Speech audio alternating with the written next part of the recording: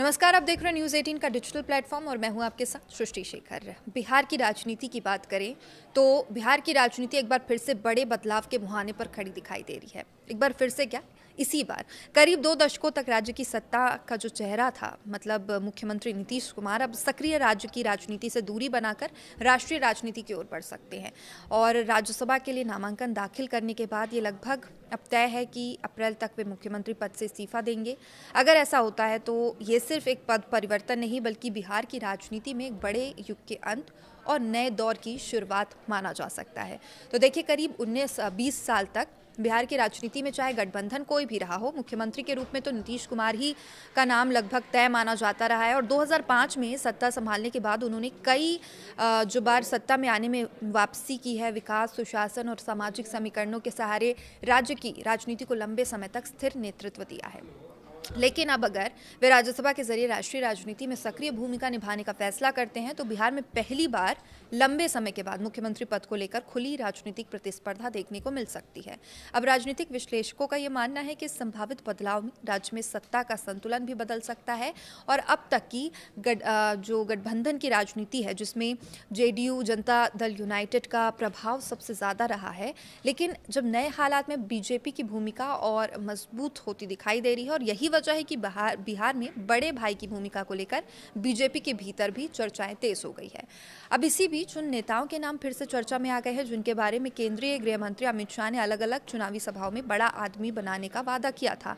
तो सबसे पहला नाम इसमें केंद्रीय गृह मंत्री नित्यानंद राय का सामने आता है। लोकसभा चुनाव 2024 के दौरान उजियारपुर में एक चुनावी रैली को संबोधित करते हुए अमित शाह ने नित्यानंद राय को अपना जिगरी दोस्त बताया। जनता से अपील की कि उन्हें सांसद बनाकर दिल्ली भेजें ताकि उन्हें बड़ा आदमी बनाया जा सके। तो वही चुनाव के बाद नित्यानंद राय को केंद्र सरकार में गृह मंत्री बनाया गया और गृह राज्य मंत्री बनाया गया। और अब बिहार में संभावित सत्ता परिवर्तन की चर्चाओं के बीच उनका नाम मुख्यमंत्री पद में संभावित दावेदारों में भी शामिल हो गया है। संगठन में मजबूत पकड़ और केंद्र से करीबी रिश्तों के कारण उन्हें बीजेपी का भरोसेमंद चेहरा भी माना जाता रहा है। अब मुख्यमंत्री पद की संभावित दौड़ में जो दूसरा नाम है वो है बिहार के उप मुख्यमंत्री सम्राट चौधरी का। तो देखिए, 2020 के विधानसभा चुनाव के दौरान मुंगेर के तारापुर में आयोजित चुनावी सभा में अमित शाह ने सम्राट चौधरी को भारी मतों से जिताने की अपील करते हुए कहा था कि उन्हें बड़ा आदमी बनाया जाएगा।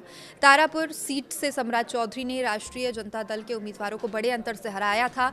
इसके बाद उन्हें राज्य सरकार ने उप मुख्यमंत्री की जिम्मेदारी सौंपी थी। अब पार्टी, संगठन और सरकार दोनों में सक्रिय भूमिका निभाने के कारण उन्हें मुख्यमंत्री पद का मजबूत दावेदार माना जा रहा है। और इन नामों के अलावा सीतामढ़ी से बीजेपी विधायक सुनील कुमार पिंटू का नाम भी राजनीतिक चर्चाओं में शामिल हो गया है। अब चुनावी सभा के दौरान अमित शाह ने उन्हें अपना खास दोस्त बताते हुए जनता से उन्हें प्रचंड बहुमत से जिताने की अपील की, बड़ा आदमी बनाने का भरोसा दिलाया।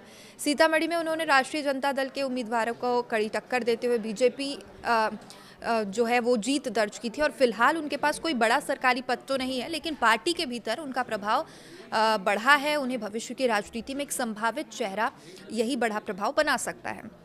तो देखिए, अगर वास्तव में नीतीश कुमार राज्यसभा जाकर सक्रिय राजनीति से दूरी बनाते हैं तो बिहार की राजनीति में एक बड़ा सत्ता परिवर्तन देखने को मिल सकता है। अब उनके बेटे भी जो है वो राज्य की सक्रिय राजनीति में शामिल हो गए हैं। करीब 2 दशकों तक स्थिर नेतृत्व के बाद अब कई ऐसे नए चेहरे हैं और नए समीकरण सामने आ सकते हैं।